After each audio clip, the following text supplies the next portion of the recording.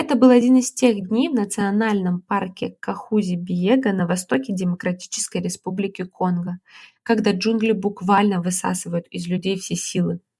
Группа из 6 иностранных туристов пробиралась через липкую грязь и густой бамбук. Воздух стоял такой тяжелый и влажный, что дышать приходилось через силу, а от смеси пота, гнилой листвы и ядерного спрея от мошек уже просто тошнило. Ноги в тяжелых трекинговых ботинках раз за разом соскальзывали на размытой после ночного ливня тропе.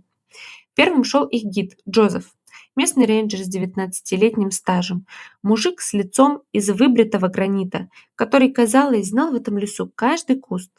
Он свободно читал следы на примятой траве и мог сходу сказать, кто проходил здесь пару часов назад – дукер или шимпанзе. Но в тот момент даже он на секунду дернулся. Группа огибала огромный валун, весь проросший скользким мхом, когда прямо перед ними из кустов вывалилась туша. Это был огромный альфа-самец восточной равнинной гориллы. Их еще называют гориллами Грауэра. Они покрупнее горных, килограммов по 200 живого веса. Спина серебряная, морда в старых шрамах, загривок выцвевший. Видно, что этот патриарх подвидал много на своем веку, и ему явно за 30. Джозеф буквально впечатал ладонь в грудь шагавшему за ним туристу, да так, что у него перехватило дыхание. Замерли. Камеру вниз. На землю не смотреть. Ему в глаза тоже. Прошептал рейнджер. У людей от страха мгновенно вспотели ладони, ремни камер начали сходить в руках, а сердце заколотилось где-то в горле.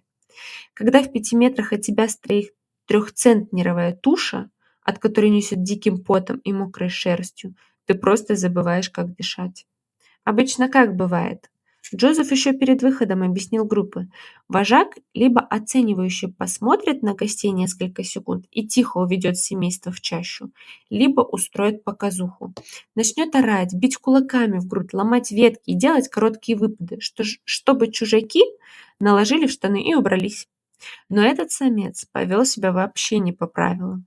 Он не уходил, и демонстрации силы не было.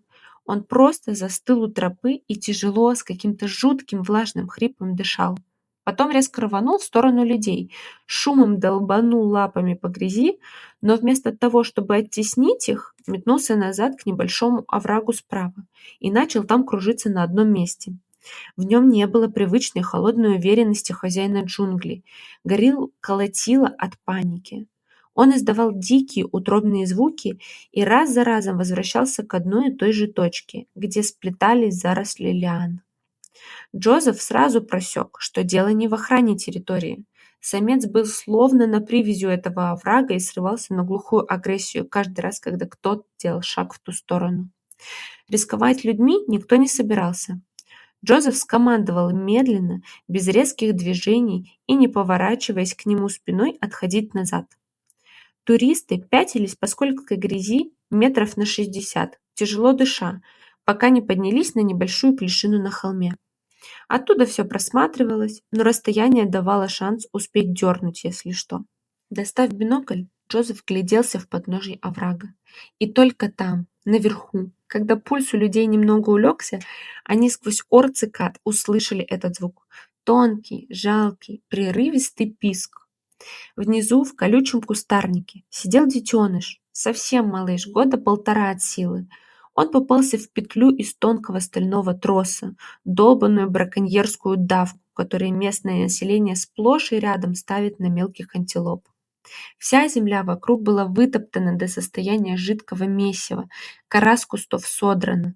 Малыш бился там уже не 1 час, и стальной трос от этого метания впился глубоко в лапу. Самец все это время был рядом, но что сделает дикое животное против стальной проволоки? Он не мог распутать ее своими огромными пальцами, а присутствие людей рядом только загоняло его в еще больший стресс. Наконец ветеринары и 3 вооруженных рейнджеров подоспели на старом уазике по разбитой грунтовке, а дальше уже пешком дошли до указанной точки. Вожак все так же стоял у врага, вымотанный, с ума сходивший от бессилия, но готовый драться до последнего. Вет действовал без личной суеты. Вытащил пневматическую винтовку, зарядил шприц со снотворным, подкрался на дистанцию выстрела и щелкнул. Препарат был мощный, но на такую массу потребовалось минут 10. Все это время рейнджеры стояли с автоматами наготове, мало ли что. В итоге гигант тяжело осел на траву и завалился на бок. Как только он отключился, ветеринары слетели во враг, тяжелыми кусачками за пару секунд перекусили стальную проволоку. Один из врачей быстро присел над малышом. Трос въелся до мяса, но, к счастью, кость была цела и сухожилие не порвано. Рану быстро залили антисептиком, вкатили детенышу мощный обезболивающий и какой-то укол широкого спектра, чтобы не было инфекции. Вся операция заняла от силы минут 5. После этого врачи мгновенно выскочили из оврага, всадили самцу укол-нейтрализатор и отбежали на безопасные полсотни метров. Когда вожак начал тяжело приходить в себя и мотать башкой, малец уже выбрался из кустов и на дрожащих лапах подполз к нему. Самец тут же подгреб его под себя, зарылся носом в его шерсть, осмотрел и, тяжело переставляя лапы, увел детеныша в чащу, в сторону бамбуковых рощ, где их ждала остальная стая. Туристы вернулись на базу уже в глубоких сумерках, голодные, липкие, уставшие, без единой глянцевой фотографии для соцсетей. В этот вечер в лагере никто особо не разговаривал. Все просто молча пили пиво и переваривали увиденного. А на следующий день Джозеф с группой рейнджеров отправился прочесывать тот сектор и сняли с деревьев и кустов еще 14 таких же проволочных петель. Вы только представьте, 14. Это ужасно. Сколько животных могло бы пострадать еще? Благодаря такому рейнджеру, как Джозеф, лес никогда не пропадет, и животные будут долго и счастливо жить. Спасибо за просмотр.